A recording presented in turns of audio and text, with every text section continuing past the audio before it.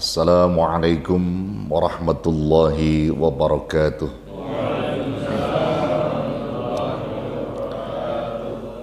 Bismillahirrahmanirrahim.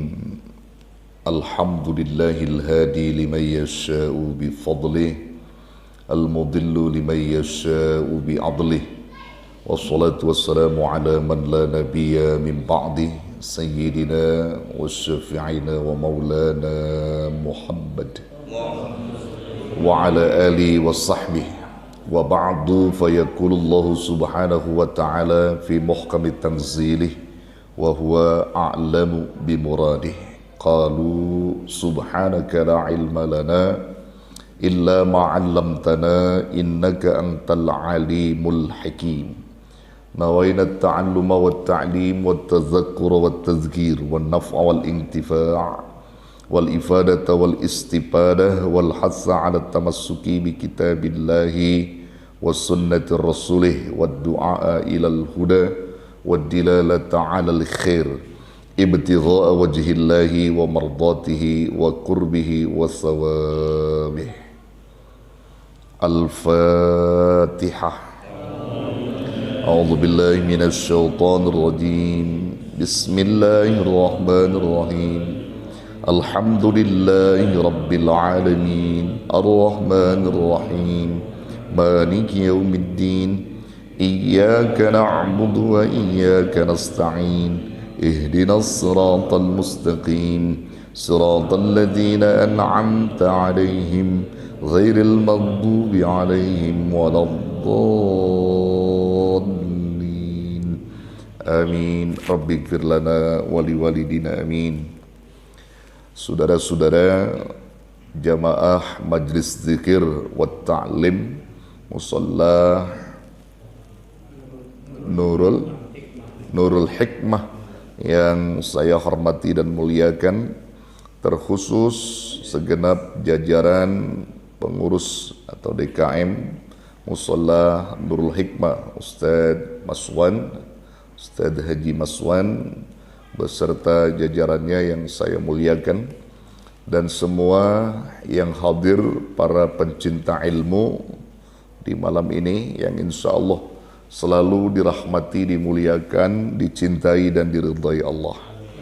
Amin ya rabbal alamin.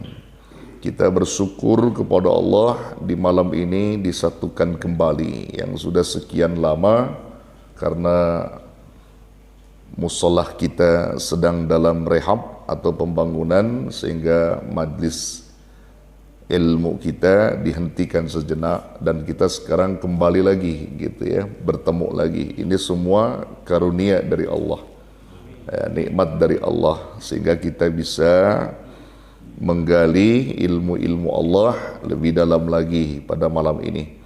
Dan insya Allah juga saudara, kita doakan nih musola biar cepat beres ya, biar kita bisa nikmati, beribadah kita jadi sejuk, ibadah kita jadi tenang gitu. Kalau musola kita nanti udah bagus, udah rapih gitu ya. Nanti juga kan yang paling enak itu kan kita orang-orang yang ada di wilayah ini ya, menikmati indahnya musola. Tinggal nanti syiarnya kita jadi kembangkan syiar di musola dan terus giatkan ubudiyah di musola, itu akan menjadi nilai barokah dari Allah Subhanahu wa taala. Ya, kita doakan. Dan juga orang-orang yang menyumbang, entah itu PT, entah itu lembaga, semua insya Allah nilainya itu membawa berkah dan manfaat sebagai jariah mereka, dan insya Allah Allah akan tambah lagi rizki yang mereka sudah keluarkan, insya Allah. Amin ya rabbal alamin. Nah saudara yang dirahmati Allah, kali ini saya ingin menguraikan, menjelaskan, dan dianggap penting saya kira bagi para pencari ilmu untuk lebih dalam memahami tentang makna ar-roja wal khauf ya. Jadi saya ingin gali makna ar-roja dan makna al-khauf agar lebih dalam gitu ya. Selama ini kan kita hanya tahu sekilas makna saja gitu. Kalau Bapak, Saudara semua nih, para pencinta ilmu, saya tanya, roja itu apa? Ar-roja itu apa? Maknanya apa? Oh belum tahu antum? Belum tahu berarti ya. Roja secara makna yang sering kita pahami itu adalah berharap, ya, mengharapkan ridho Allah. Itu secara makna yang sering kita pahami, ya. Dan sudah sering digali oleh para ulama-ulama. Dan khauf itu apa? Takut. Itu maknanya adalah takut gitu. Khaufa ya khaufu khaufan, takut. Ya, roja yarju, berharap, ya. Sekilas itu kita belum dalam pahami itu. Maka malam ini saya ingin dalami gitu, biar paham saudara-saudara, ternyata inti poin ubudiyah kita kepada Allah adanya di situ. Keselamatan kita dari Allah itu adanya di situ. Bahkan juga termasuk diterima tidaknya amaliyah ibadah kita itu dari sifat itu.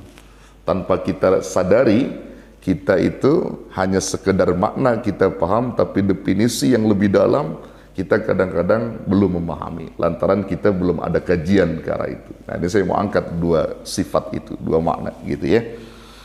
Tolong disimak, saya bacakan dulu definisi daripada makna roja dan khauf tadi.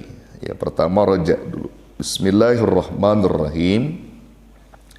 Warraja'u ma'rifatul qalbi sa'ata rahmatillahi wujudah wa 'azima fadlihi wa ihsanih, ya, wa jamila wa'dihi liman 'amila bi ta'atihi fayatawalladu min hadhihi al-ma'rifati halatu farahin tusamma ar-raja'a wa thamratuhu al-maqsudatu minhu kathratul musara'ati fil khairat wa shiddatil muhafadhati 'ala ta'at fa inna ta'ata hiya as-sabilul musilatu ila ridwanillahi wa jannatih. Nah, itu kira-kira maknanya begitu ya, yang diungkap dalam kitab ini. Ya, paham ya? Paham belum? Ya belum dijelasin ya, belum dijelasin, belum paham ente. Ya baik. Ya, warroja. Ya, roja di sini diartikan ma'rifatul qalbi. Ma'rifat itu artinya mengetahuinya hati. Mengetahuinya hati saat rahmatillahi wajudah, akan luasnya rahmat Allah dan kemurahannya. Jadi hati kita itu paham bahwa amat luas rahmat Allah itu dan kemurahannya. Jadi ketika hati kita sudah paham itu, bahwa rahmat Allah itu luas dan juga kemurahan Allah itu luas, maka disitulah kunci daripada ar-roja. Belum cukup sampai di situ. Hati kita memahami juga dari makna roja itu adalah wa'azima fadlihi wa ihsanihi. Dan hati kita itu paham bahwa wa'azima fadlihi, akan agungnya karunia dan pemberian dari Allah, wa ihsanihi, dan kebaikan-kebaikan Allah. Hati kita paham. Jadi segala apapun yang diberikan oleh Allah berupa karunia itu semua mutlak dari Allah. Kita nggak bisa apa-apa. Kita nggak punya apa-apa dan nggak bisa apa-apa kecuali Allah. Itu karunia Allah. Makanya kalau antum dapat harta, dapat rizki, katakan alhamdulillah, hada min fadli rabbi. Inilah karunia dari Tuhanku, bukan dari tenaga antum, bukan dari pikiran antum, tapi dari Allah. Itu namanya orang roja. Sehingga ketika dia punya sifat roja, nggak pernah sombong. Apapun yang dia miliki bukan hak milik, dia cuma hak guna pakai. Yang memiliki itu siapa? Allah. Dia cuma dititipin doang. Cuma dititipin. Musola beres itu karena Allah. Min fadli rabbi, dari karunia Allah. Beres. Itu namanya roja. Makanya kalau orang berharap kepada makhluk, kacau sudah. Orang kalau sudah berharapnya sama makhluk, kacau. Kita tuh diperintah roja itu berharapnya kepada Allah sang Khalik. Karena kalau orang sudah berharap kepada Allah mutlak penuh, di situ ridho Allah akan hadir. Kalau kita kan kadang-kadang begitu ya, manusia sukanya berharap sama makhluk gitu, bukan kepada Allah. Jadi dahului kepada makhluk, itu akan membuat murka Allah, saudara. Akan membuat murka Allah. Yang bagus berharap dulu kepada Allah. Adapun nanti menjadi wasilah, sabab, musabab di saat kita berdoa kepada Allah akan menjadi sabab makhluk itu. Ya, katakan begitu. Manusia menjadi sabab akan doa kita, itu boleh. Contoh, ya Rabbi, anugerahkan kepadaku rizki yang melimpah dan berkah, agar kami kuat di dalam ibadah dan taat. Tapi aku yakin ya Rabb, berapapun yang kau berikan, apapun yang kau berikan dari karuniamu, aku akan syukuri dan aku ridha menerima itu, sedikit banyaknya, kecil besarnya. Mohon dah Allah. Tiba-tiba malam kita berdoa, Ipul datang. Datang tuh Ipul. Assalamualaikum. Waalaikumsalam. Yai sehat? Alhamdulillah Pul. Udah lama gak ketemu Kiai. Saya kebetulan nyak saya dapat gusuran dan saya ada bagiannya tuh. Dapat gusuran tol. Ya Alhamdulillah Kiai nggak banyak sih, cuma 1 triliun. Alhamdulillah nggak banyak kata Ipul. Jadi sebagai sumbangsi saya, takzim saya sama Kiai, ya sedikit dah Kiai, nggak banyak sih Kiai, cuma 1 M. Ya, 1 M, 1 ember. 1 M. Ya ada rizki. Nah itu jadi sebab, Ipul itu jadi sebab. Karena kita, Allah dulu kita minta. Ipul itu manusia jadi sebab. Jangan kita berharap kepada si Ipulnya, itu yang gak boleh. Yang ini kebanyakan kita terjadi seperti itu. Ya, Ipul kena gusuran. Tiba-tiba apa dia bilang, kali-kali aja Ipul paham sama gua. Tuh, yang begitu kagak boleh tuh. Ya, ada nggak yang begitu orang? Banyak tuh. Lo kerjaannya yang begitu tuh. Ya, maksudnya? Ya itu sama juga berharapnya, mudah-mudahan datang ke rumah ente gitu. Ya sama juga itu, sama itu, cuman bahasa halusnya ngedoain gitu, bahasa halusnya, bahasa halusnya mah. Iya, ya jadi mintanya sama Allah saja. Nanti Allah yang ngetuk hati Ipul atau hati makhluk-makhluk yang mau meluncurkan berkah dari Allah, begitu saudara.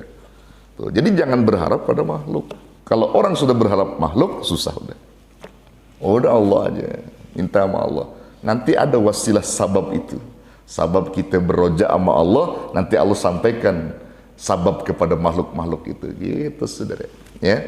Maka disitulah tingginya orang yang bersifat roja. Ya. Kalau ente kan kadang tetangga kena gusuran, berharapnya kali-kali dia ingat sama gua, kan gitu. Begitu kagak inget-inget, dia sumpahin orang tuh. Tuh jahatnya antum begitu tuh. Ya sebutnya nggak ingat sama antum lewat aja, dia sumpahin, nggak boleh begitu. Itu namanya bukan rezeki antum gitu kan, jangan berharap gitu. Ya, syukran, jazakallah khair. Begitu ya. Tuh, teh manis saya kagak berharap, teh manis. Kopi juga saya nggak berharap tuh.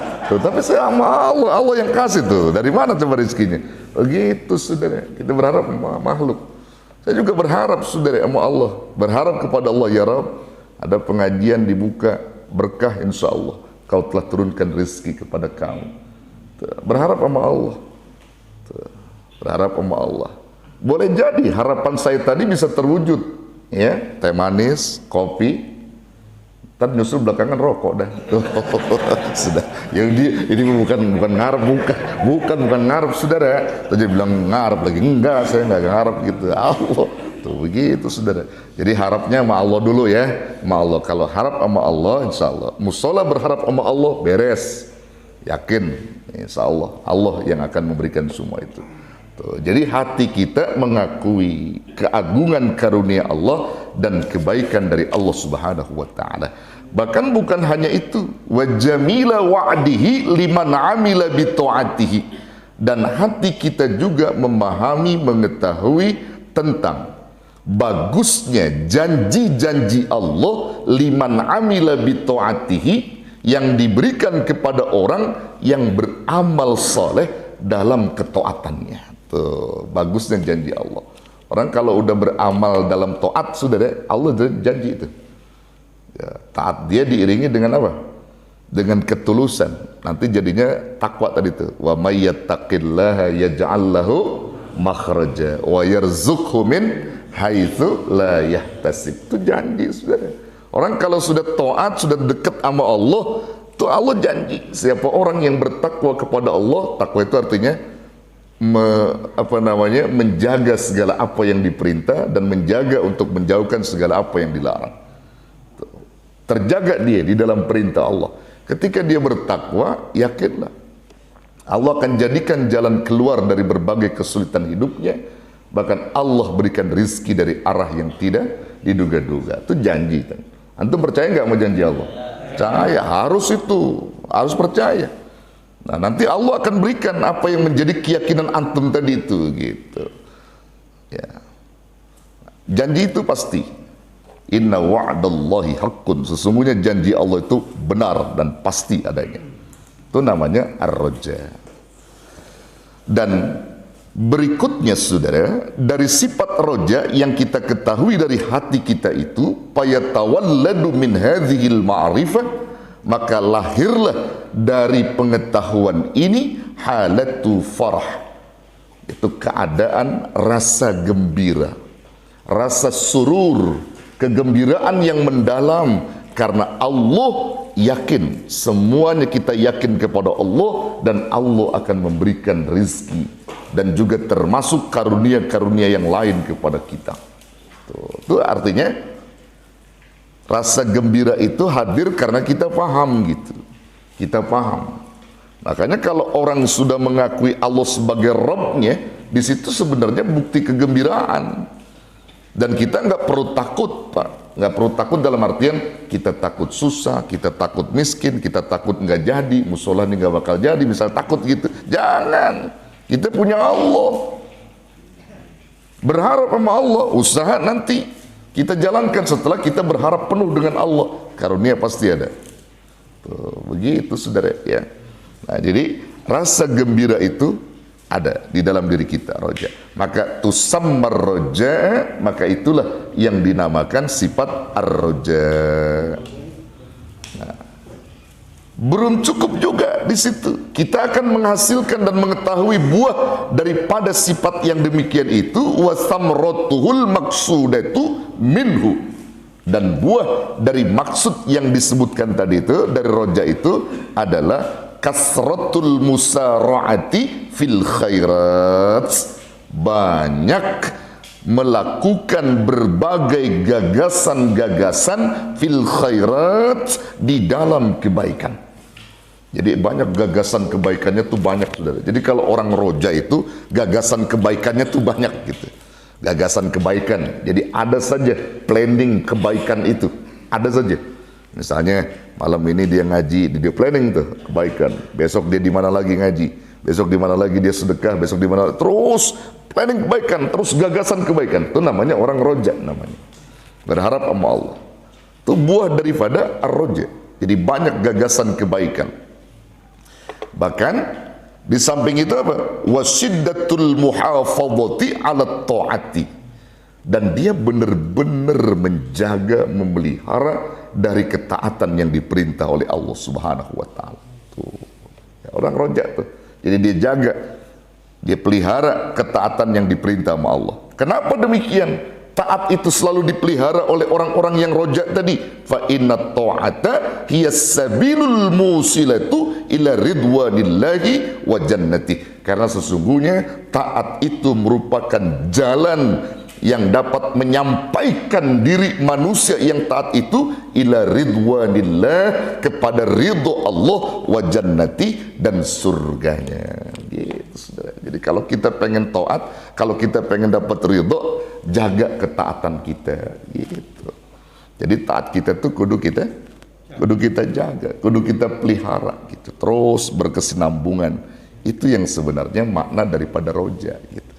Kalau cuman berharap doang mah belum, saudara. Ya belum ada bukti-buktinya. Buktikan dengan ketaatan-ketaatan.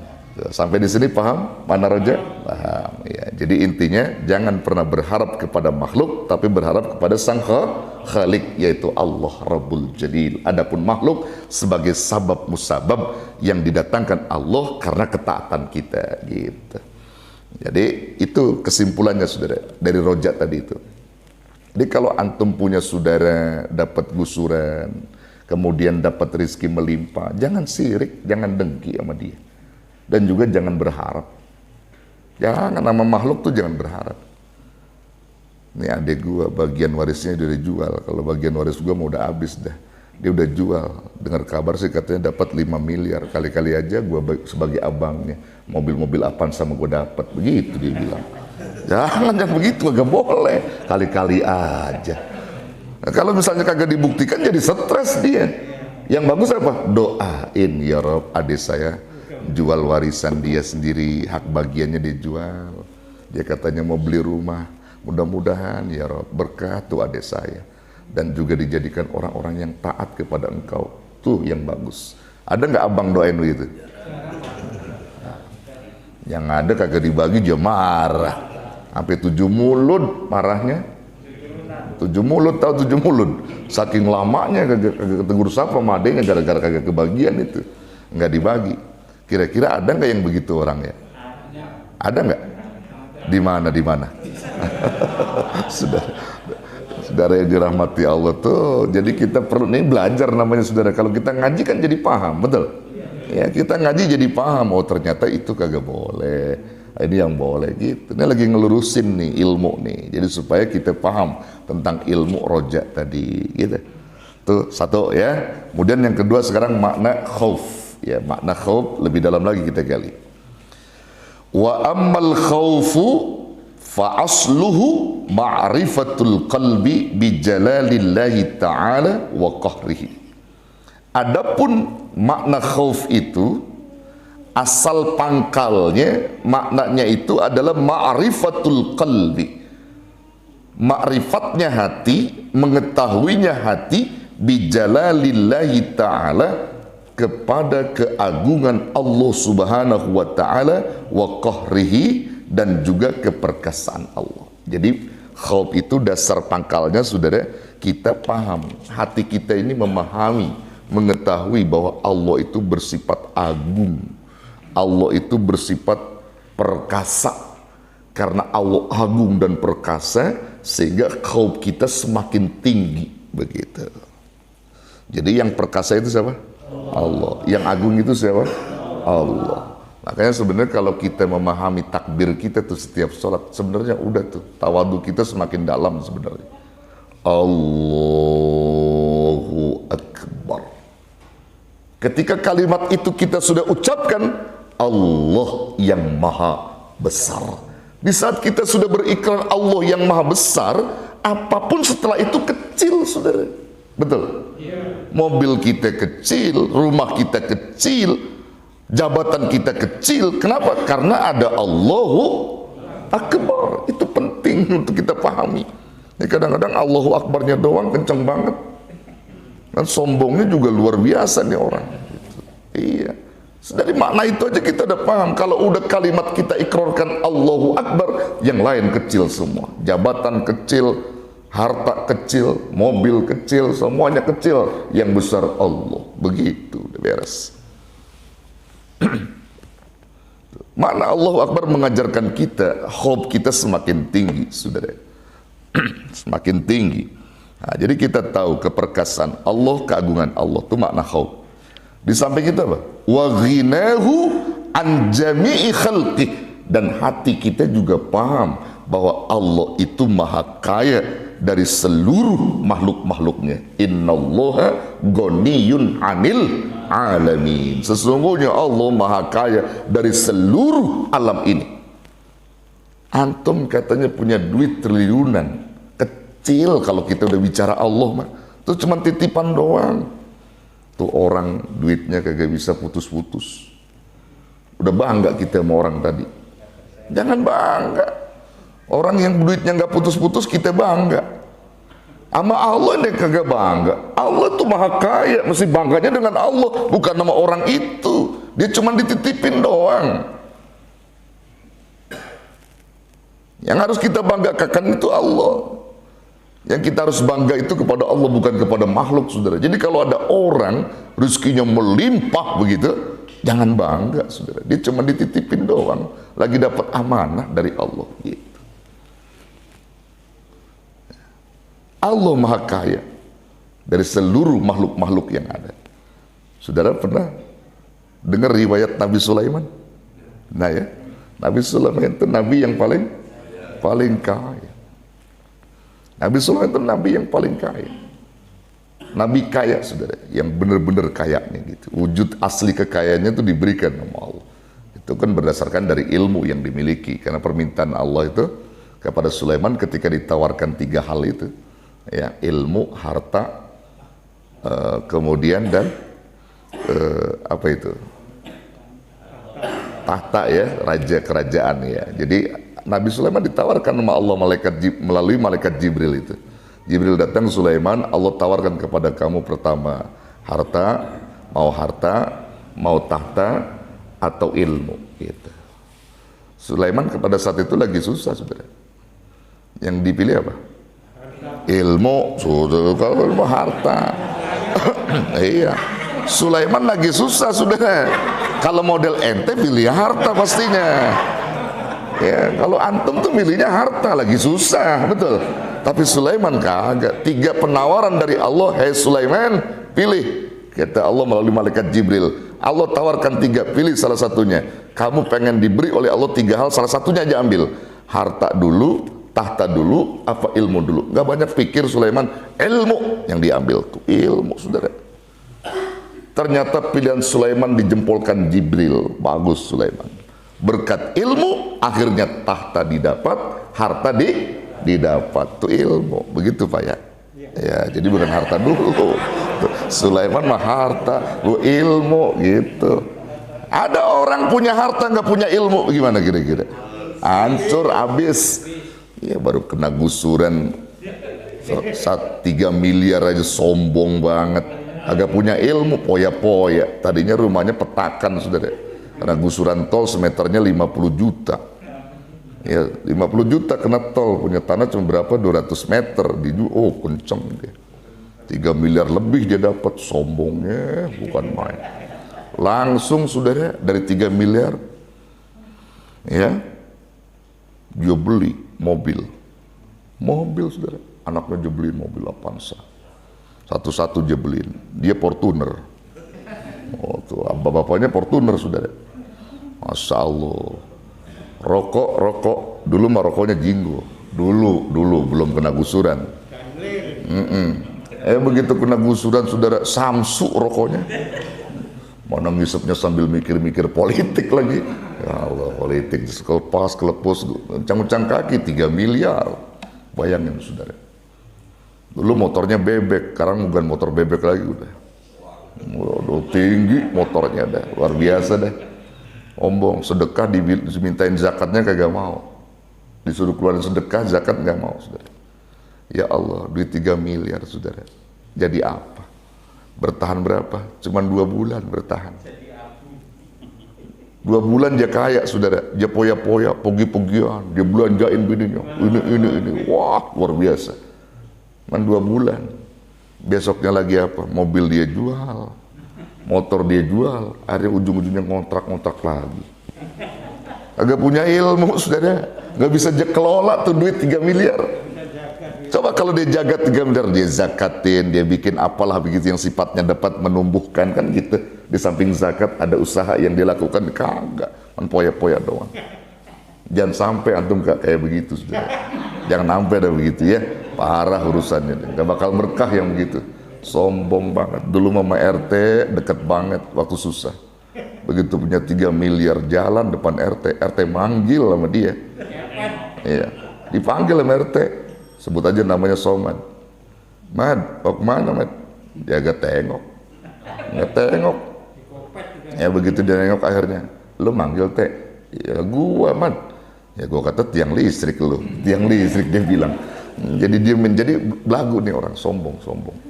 Jadi jangan sampai deh jadi kayak orang begitu, dan naudzubillah ya. sombong. Tuh orang nggak punya ilmu. Tapi kalau punya ilmu mah enggak. Ya, karena ilmu itu akan membuat dia kaya dan juga akan dapat tahta gitu. Yang berabe kan jadi pimpinan kagak punya ilmu, itu jadi masalah. Pengen tahta kagak punya ilmu, goblok. Bodoh saudara, pemimpin kagak punya ilmu. Jangankan pemimpin yang luas, pemimpin yang tinggi, RT aja kagak punya ilmu. Malu-maluin kampung, Pak. Ya RT juga kudu punya ilmu tentang pemimpin, Pak. Jadi RT nggak sembarangan juga. Ada RT di sini? Mana? RT kudu punya ilmu, saudara. Coba kalau RT punya ilmu, diajak rakyatnya, masyarakatnya, yuk kita berjamaah. Tuh RT punya ilmu. Ada pengajian diajak rakyatnya mau ngaji, tuh RT punya ilmu. Ini RT kagak punya ilmu, sholat kagak, ngaji kagak. Ada yang begitu? RT mana itu? Saudara yang dirahmati Allah, tuh jangan begitu milih pemimpin. Ini kudu yang punya ilmu pemimpin mah. Ningkat RW punya ilmu juga. Ningkat lagi lurah punya ilmu juga. Ningkat lagi pemimpin camat ada ilmunya juga. Jangan sembarangan. Ningkat lagi wali kota ada ilmunya. Ningkat lagi gubernur ada ilmunya gubernur. Gubernur yang benar-benar berilmu, dia bisa memanage wilayah dengan baik. Dia ingin jadikan rakyatnya orang-orang yang selalu taat kepada Tuhan, kepada Allah. Akan minimal terjalin persaudaraan begitu. Kemudian apalagi? Bukan hanya itu makna khauf, saudara. Wasyadidil iqabi, dan dia juga tahu hatinya tentang apa?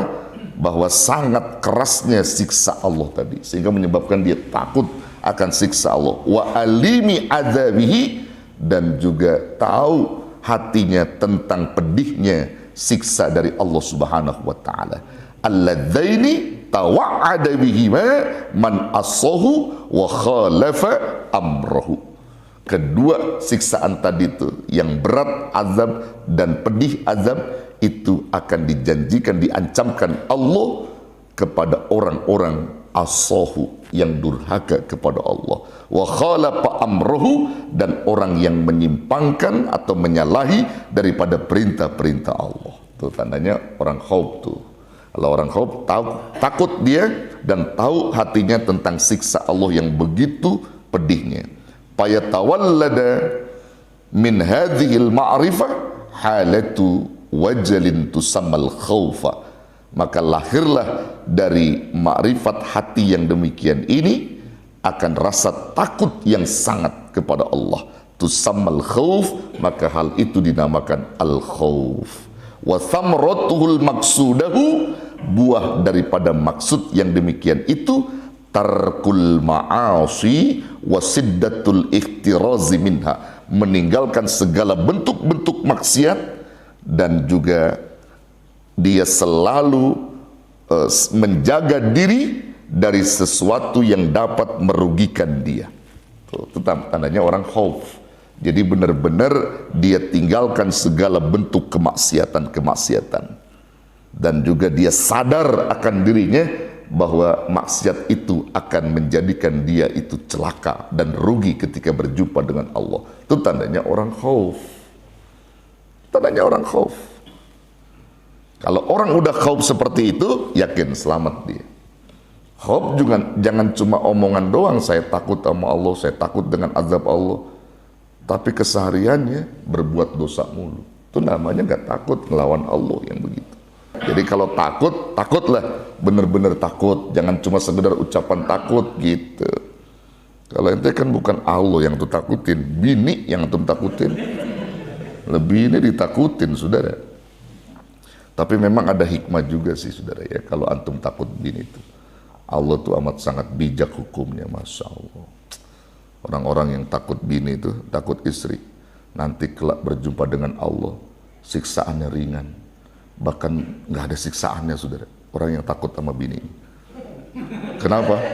Karena udah lebih dulu tersiksa dia. Saudara, udah lebih dulu tersiksa dia. Iya, makanya siksaannya kagak ada. Kesian Allah juga. Lah di dunia dulu disiksa sama bininya, kan gitu. Itu mah anekdot itu. Jangan lu bilang kitabnya apa tuh Kiai, jangan. Anekdot aja itu, mas saudara ya. Tuh, jadi itu penting ya. Jadi kita takut hanya sama Allah, takut dengan azab Allah yang begitu pedihnya. Nah, terakhir saudara, terakhir. Fa innal ma'siyata, karena sesungguhnya maksiat itu hiyat tariqal musilatu ila sakhatillah wa dari uqubatih. Karena maksiat itu merupakan jalan yang dapat menyampaikan kepada murka Allah dan ke tempat siksanya, yaitu api neraka. Na'udzubillah, summa na'udzubillah.